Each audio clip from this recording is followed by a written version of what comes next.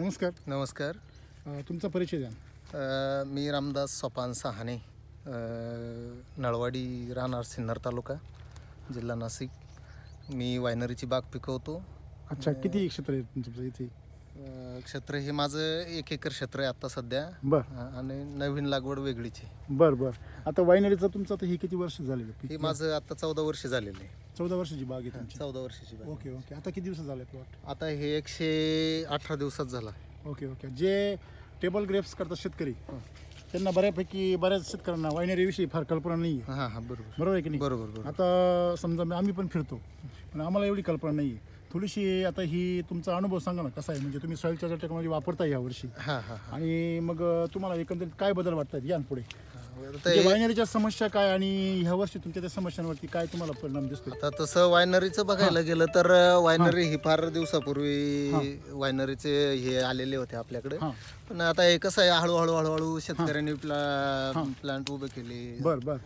द्राक्षे लावली. बरं. पण जे आज जेवढं पाहिजेत होतं ना, तर त्या पट्टीत आज हे लीड जे निघतंय माझ्यावालं. किती लोड निघतोय सध्या तुमचा? आता माझा लोड, आधीचा जो लोड होता ना, आधीचा लोड माझा 5-6 टनापर्यंत, 7 टनापर्यंत असायचा कंपनीच्या रूल्स प्रमाणे. बरं. आणि त्यानंतर मग आता मला कंपनी विदाऊट करार असल्यामुळं माझं मी आज हेच द्राक्षे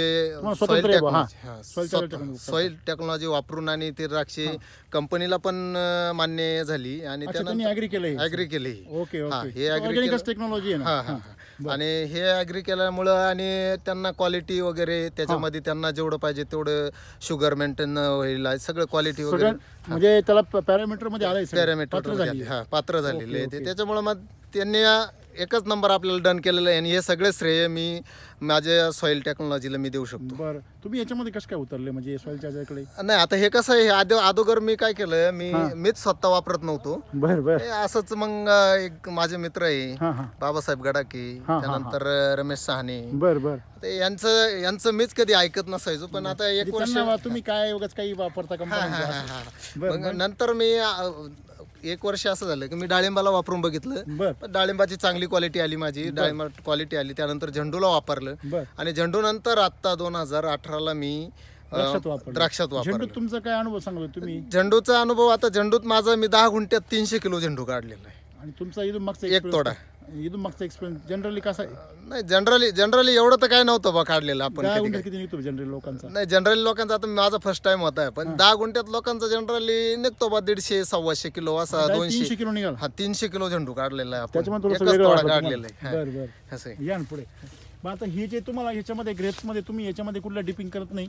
नाही, याच्यामध्ये वाईन मध्ये कुठली डिपिंग नसते, कुठली थिनिंग नसते. त्यानंतर असं म्हणजे कुठल्याही केमिकल वापरलं जातं, पण इतकं काही नाही, ते तुम्ही वापरू शकत. आता हे लस्टर वगैरे दिसतंय तुम्हाला, म्हणजे ही जी वाईनची जे द्राक्ष असतात ते प्युअर विदाऊट केमिकलचं प्रमाण फार कमी असतं, म्हणून त्यांना असे गच्च घड लागतात. गच्च लागतात. जेवढा टाईट घड असेल तेवढं चांगलं राहतं. आणि टेबल ग्रेप्सचं नेमकी उलट असतं. टेबल ग्रेप्सचे कसं थिनिंग डिपिंग झालेली असते, त्याच्यामुळे मग तो घड लांबला जातो, जे वापर असतो त्याचा. बघा, आता हे जे घड पाहिले ते टाईट आहे बघा, एकदम असे आपले जे मकाचं कणीस आहे. राईट. मकाचं कणीस हे याची लस्टर बघा, आणि मकाच्या कणसासारखी यांची क्वालिटी बघा, आणि एवढं सुंदर आहे. उन्हामध्ये सगळं वरती उघड आहे, बरोबर आहे ना? बरोबर. आता याची जर कंडिशन पाहिली, ग्रोथ वगैरे जर पाहिली तिथे बघा, तर ह्या वर्षी तुमचं उत्पन्न तुम्ही म्हणताय वाढलंय, बरोबर आहे ना? हो. आता हा घड बघा, म्हणजे नजर लागेल असा घड आहे, बरोबर आहे ना? बरोबर. म्हणजे वायनरीमध्ये तुमचा ह्या वर्षी जो एक्सपिरियन्स आहे, तो इतर जे वायनरीचे शेतकरी आहे, जे कॉन्ट्रॅक्टमध्ये काम करतात, त्यांना तुम्ही काय एक्सपिरियन्स सांगा तुमचा? नाही, आता माझा एक्सपिरियन्स जर मला सांगायचं जर म्हटलं तर मी सध्या तर मी सांगतो, मी सॉइल टेक्नॉलॉजी वापरलेली, ग्रीन गुजरात, कृषी अमृत, फ्रूट चार्जर, सॉइल चार्जर वगैरे सगळं वापरून, आणि कुठल्याही प्रकारे रासायनिक खताचा कुठल्याही प्रकारे वापर केलेला नाहीये. आणि शेणखत पण वापरलेलं नाही, शेणखत वापरलेलं नाहीये मी. अजिबात शेणखत वापरलेलं नाही. मग तुम्हाला तो अनुभव कसा वाटतो एकंदरीत? नाही, एकंदरीत अनुभव म्हणजे आज मी म्हणतो, शेणखताचे टेलर जर आपण एकराला जर 10 टेलर ओतू शकतो, 10 टेलरची कॉस्ट जर काढली, तर आपल्याला 40,000 रुपयाचं जर आपण शेणखत घेऊ शकतो, आणि एवढं टाकायचंय, तर त्याच्यापेक्षा मग सॉइल वापरलेलं कोणतं? कृषी अमृत वापरलं. कृषी अमृत वापरा, चांगलंच आहे ना. ओके. मग त्याचा रिझल्ट आला मला म्हणून मी सांगतोय. अनुभव चांगला वाटतोय. अनुभव चांगला आहे. बर बर बर. साधारणतः तुमच्या टनेजमध्ये ह्या वर्षी किती फरक पडलेला दिसतो तुम्हाला? एक आता ह्या टनात म्हणजे माझ्या माहितीनुसार आहे ना, आता 60 टन माझं 6 ते 7 टनापर्यंत दरवर्षाचं लीड असतं. बर बर बर. तर यंदाच्या वर्षी असं आहे की माझ्यावालं लीड कमीत कमी 12-13 टनावर जाऊ शकतं. साधारणतः किती ॲव्हरेज वाढले सरासरी? डबलनच वाढलं माझं ना. डबलनच झालं म्हणायचं की. बरं. आणि त्याच्यामध्ये तुम्ही वेगळा तसा काही वेगळा बदल केला नाही? कुठलाही बदल केलेला नाही. फक्त सॉइल टेक्नॉलॉजी वापरली. कृषी अमृत वापरलं. बर बर. म्हणजे तुमच्या इतर पिकांबरोबर तुम्ही याचा वापर याच्यामध्ये बदल चालू केला? हो हो हो. आता हे जे घड वगैरे इथे आपण मगाशीच पाहत होतो की त्यांची क्वालिटी जर जवळून जर पाहिली, एकच नंबर क्वालिटी त्याची. हां हां. म्हणजे टाईट आहे एकदम. आणि उद्या याची हार्वेस्टिंग आहे तुम्ही सांगा. हो, उद्याची हार्वेस्टिंग आहे. आणि अजून याची कॅनोपी बघा, उद्या जर हार्वेस्टिंग आहे तरी पण कॅनोपी बघा किती सुंदर आहे. कॅनोपी एकच नंबर आहे त्याची. म्हणजे जवळून जर पाहिलं तर आपल्याला त्याची क्वालिटीचा अभ्यास समोर येतो. हो हो. वरती जर पाहिलं तर सगळे घडच आहेत तुमचे. टोटल घड लागलेली. आणि त्याच्यानंतर आहे ना, हे जी साईज आहे ना मान्यांची साईज आजही बी 10 mm च्या पुढे गेलेली साईज आहे आपली. अच्छा अच्छा. आणि वायनरी मध्ये 10 mm च्या पुढे साईज चालत नाही. अच्छा. 10 mm लोक म्हणजे येतच नाही. 10 mm 8-9 mm पर्यंत हार्वेस्टिंग होते कधी. Okay okay okay. मग तुम्हाला कसं त्यांनी मान्य केलं? नाही, मान्य केलं म्हणजे आपण टोटल ते शेतीत शुगर वगैरे तेवढी मेंटेन झाली? हो हो, शुगर मेंटेन झाली. म्हणजे काय झालं, आपण टोटल शेती आता आपण याच्यावरती आणली, टेक्नॉलॉजीवरती आणली. त्याच्यामुळे मग ते त्यांना मान्य झालं. त्यांच्या कंपनीला ते मान्य झालं. त्यांच्या नियमात बसलंय, नियमात बसलेलं आहे. Okay okay. म्हणजे द्राक्ष जे शेतकरी घाबरतात वायनरीची, हो हो, की बाबा माझं काही चुकलं तर कंपनी रिजेक्ट करेल माल, मला सगळं फेकून द्यावं लागेल, ती भीती असं काही घडलंय नाही, झालंय पण नाही. अच्छा अच्छा. उलट त्यांनी त्याचं कौतुक केलं. उलट आता जर संख्या आहे बघा इथे ह्या भागात झाडाची बऱ्यापैकी उघड दिसते. एकच नाही तर एकच नंबर आहे बघा, क्वालिटी वगैरे एकदम. आणि म्हणजे तुम्ही काल जे तुमचे जे अधिकारी तुमचे बघायला आले ते सगळे, तर बघितल्यानंतर त्यांच्या प्रतिक्रिया काय होत्या? नाही, अधिकाऱ्यांनी बघितलं ना, तर त्याच्यात आजच्या मितीला मी संगमनेर सिन्नर तालुक्यामधून वायनरीचे इथं कमीत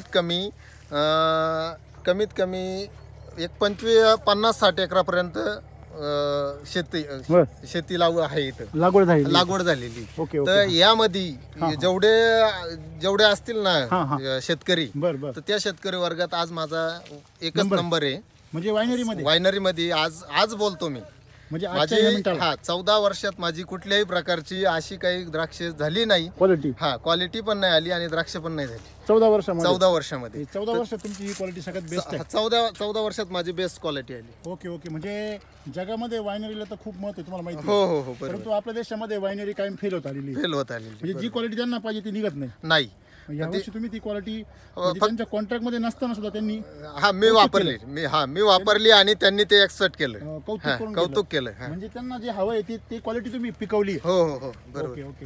याच्यातून एक गोष्ट साफ होते की तुम्ही जर सॉइल चार्जर टेक्नॉलॉजीच्या बरोबर गेलात तर तुम्हाला हवी तशी क्वालिटी मिळू शकते. बरोबर. आणि जागतिक दर्जाची क्वालिटी तुम्हाला जर मिळाली तर तुम्हाला कुणीच नाकारू शकत नाही. कारण की आपण त्या पट्टीत त्या क्वालिटीत आणत असतो. बरोबर. आणि ते क्वालिटी आणण्यासाठी खास करून ग्रीन गुजरात आणि कृषी अमृत, सॉइल चार्जेस ह्या प्रकारे टोटल सगळं एक चांगले कंपनीचे खत आहे. खर्चाची बाजू कशी वाटते तुम्हाला? खर्चाची बाब जर म्हटलं तर वाईन द्राक्षाला तसाही खर्च कमीच असतो.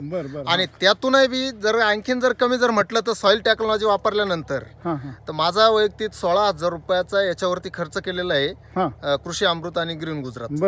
आणि त्यानंतर सॉइल चार्जेसचा. आणि त्यानंतर मग बाकीचा जो खर्च आहे तो 12 ते 15-20 हजारापर्यंत बाकीचा खर्च असतो. आता हे क्षेत्र माझं 1 एकर आहे. अच्छा. 1 एकर मध्ये टोटल किती खर्च आला तुम्हाला? 1 एकर मध्ये मला टोटल खर्च 40-45 हजार रुपये झालेला आहे माझा. Okay okay. बस. म्हणजे एकंदरीत ती बाजू पण एकदम व्यवस्थित आहे, सेफ आहे एकदम. Okay okay. काहीच अडचण